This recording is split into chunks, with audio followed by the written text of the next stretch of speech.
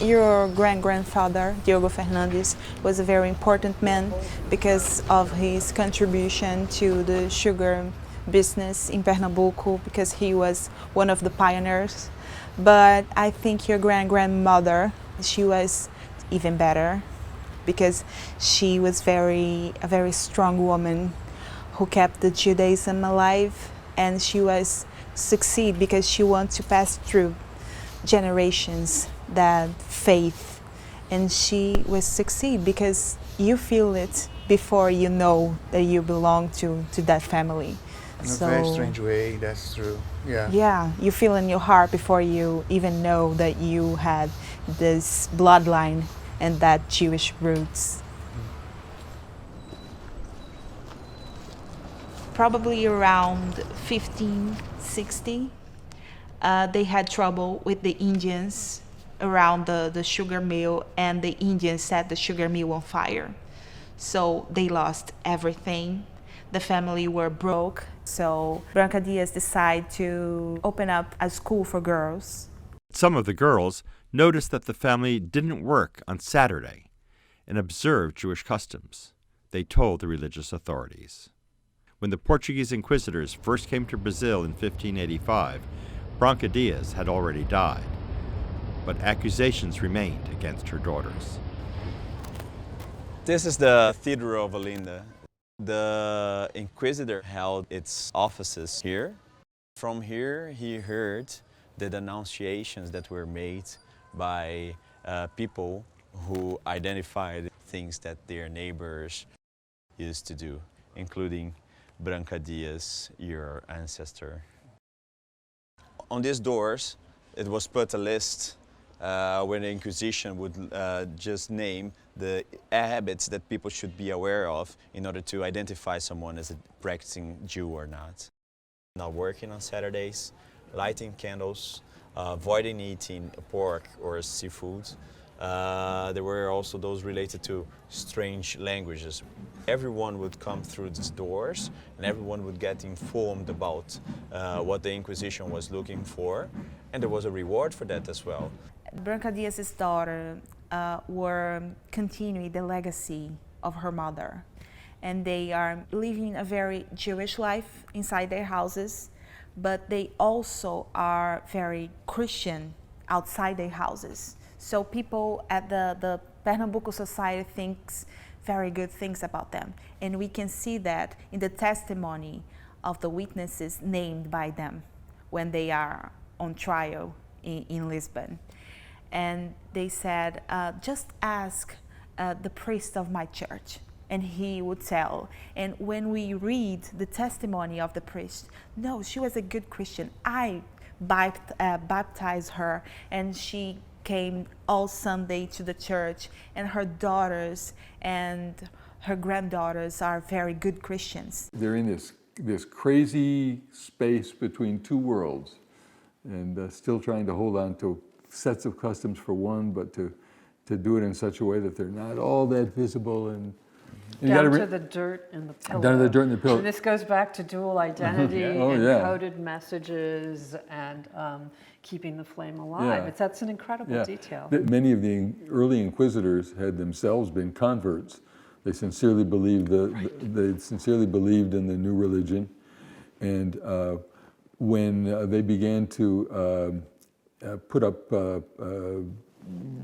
signs, placards and stuff that says, here's a list of customs that'll help you tell if your neighbor is a crypto-Jew. These are the sorts of customs to look for. Mm-hmm. And burial customs were some of the things that made the list. The lists were very accurate because they were prepared by people who had been Jews and knew the things inside and out. Another curious side effect of that is that as the generations went on and the conversos were further and further away from the source material, these lists of customs published by the Inquisition became a kind of a Cliff's Notes to Judaism. And the conversos themselves used those lists to instruct them in how to be a crypto-Jew. Interesting. Carlos de Medeiros is a Brazilian artist working in New Jersey. Today he's taking me to a show at a Harlem gallery. Wow. It's a great space. Much of Carlos's art plays with the religious identity themes that he himself struggles with. Carlos was raised in a religious Catholic family that came from the north of Brazil. He became a seminarian to please them, but was surprised when a priest made anti-Jewish remarks. And I raised my hand and I said, "Can I make a question?" "Yes." "What's the question?" And I said, "Father, why you said those things about the Jewish people?" And was this awkward silence, and everybody looked at me because I made a question, and everybody looked at him, and he didn't answer the question. Questioning the priest did not endear him to the seminary. Why do you think that was? There is sentiments we don't talk about because it's almost like the big elephant in the room. But that is anti-Semitic all over the place. Should not be like that. How does your art help you to, how does it give you a vocabulary for your journey, if you will? It's everything, because I can talk about anything. And there is a lot of stuff that is very personal.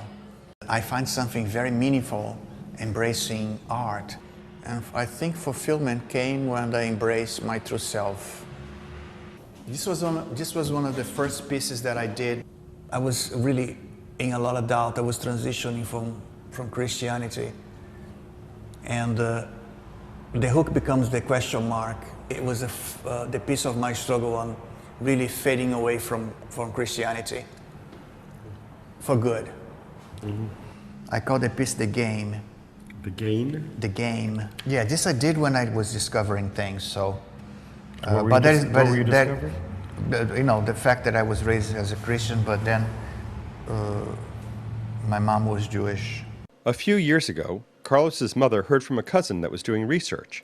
He found that their family was actually descended from converted Jews, and that they were direct descendants of one of the most famous cases of the Inquisition in both Portugal and Brazil. Who is Branca Diaz? She's my 14th grandmother. Branca Diaz was a brave woman. They escaped persecution for Inquisition in Portugal, and she was able to escape in Brazil in the north. And in secrecy, she was practicing Jewish rituals. She was a woman that never gave up on religion, Jewish faith. And she eventually was discovered and denounced. The Inquisition come to arrest her and take her to Portugal. Mm-hmm. She died. When they came, she already dead. Mm-hmm. What they did was so disgraceful. They built an effigy of her body. An effigy? Yeah, it's like a doll, right? Mm-hmm. Life-size doll, representing her. They burn. It's horrible. Carlos, there's a term called crypto-Jew, referring to people of Spanish descent who are raised as Catholics, who have discovered, because of various rituals that the families have always done, that they're a descendant of Jews from the Inquisition. So you're a crypto-Jew as well. I believe so. I grew up in a fish village. And when I was growing up, I saw so many kind of fish that they just don't eat. I don't know why. I saw other people eating this. And my mother said, "I don't think that fish is good." She didn't know why. She just felt, if I can say that. And but we had, you know. And those fishes that she didn't eat were? It was like crustaceans. Crustaceans, yeah. So they weren't kosher. Yeah, we didn't know the word kosher. It's very strange, isn't it? It's so strange. But it's this kind of things, like tons of little things. And when you put together, you see the 300 of persecution, plus when you get to 19th century, when the people, they are not persecuted anymore, but they are lost. If it was for me to choose now, I choose the things they stole from me. You know what I mean? The duality of being Jewish or being Christian is a very personal choice. I embrace the tradition. I embrace love for the family, because I believe that is something very special. And to be able to survive so much persecution, you know, and keep the legacy alive, you know, never, never, ever let the candle burn out. I want to know more. And I had this conversation yesterday with my cousin. There is much more archives in Portugal. I want to go to Portugal. I was there once, but I want to go again now with a very specific, different reason.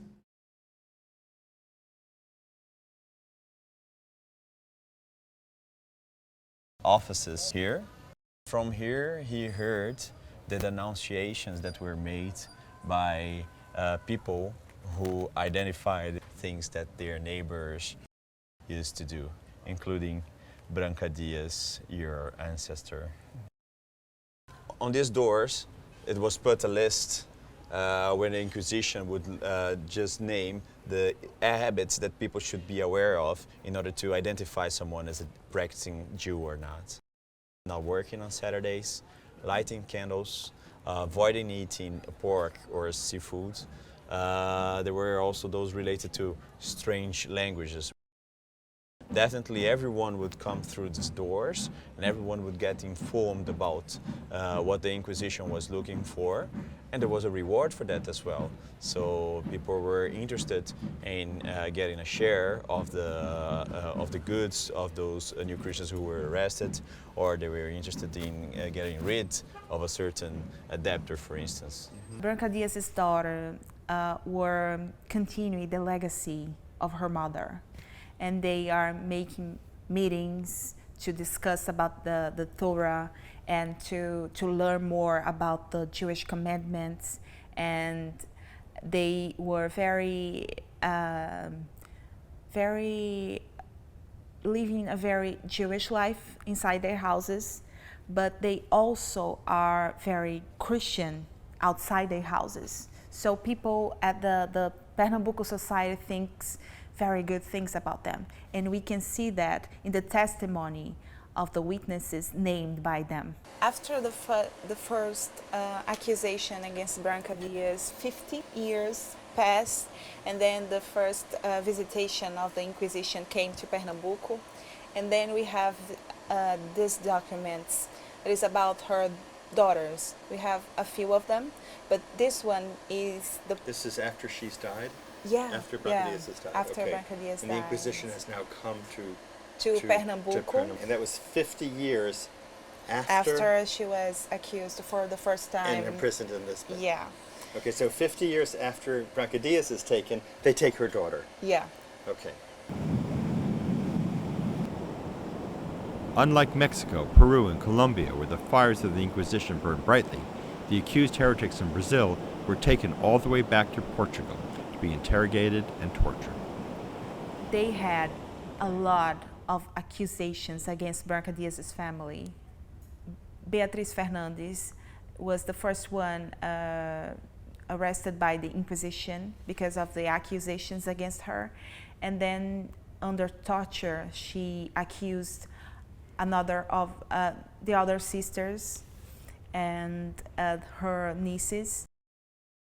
I believe the thing that most pressured the Inquisition to send visitations to Brazil was the fact that she was open her house to receive a lot of new Christians. It was Judaizers to practice Judaism. So what she did beyond Judaizing was she actually organized it and she encouraged people to practice Judaism. Yes. How did you feel as you go through reading this torture from... I feel it was horrifying.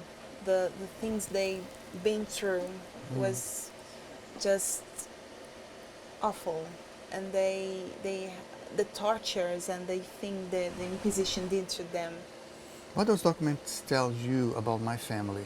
I think that those persons that documents tell the history of your family, but tells more about the society at the time and about the group of persons that decide to go against a very powerful institution, and they did a way to survive and to do the things that defines them as a person and as a group.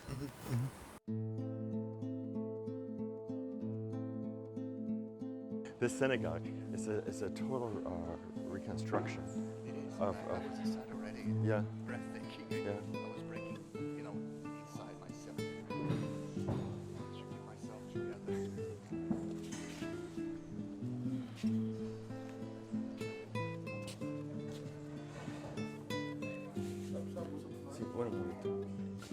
So, look at this. Brancadias. Can you see it?